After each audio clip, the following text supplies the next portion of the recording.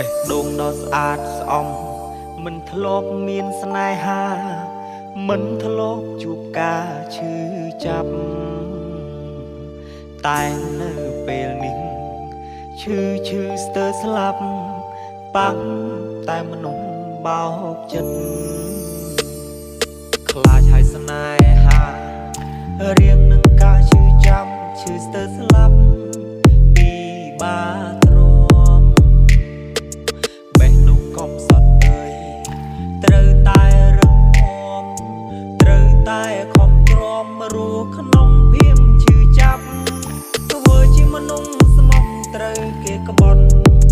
រួមនៅជាផ្សារហេតុអ្វីព្រំលីខិតមិនមេត្តា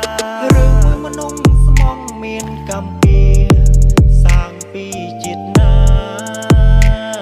ជាតិមុនតើខ្ញុំធ្វើបាបអ្នកណាបើធ្វើមនុស្សក្បត់ខ្លាចគេឈឺខ្លាចមានទោសាមិនចង់ខ្លាចខ្លួនជាមនុស្សសាវាសុខចិត្តរួមនៅទាំងឈឺចាប់រួមនៅទាំងឈឺផ្សាក៏មិនចង់ឲ្យអ្នកណាមកឈឺចាប់ដោយសារខ្ញុំ Welcome to Mr. Aaron on the mix.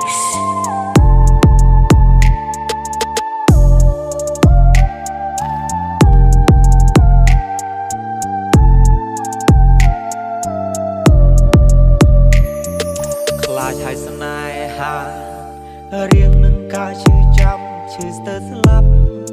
ពីបាទ្រាំ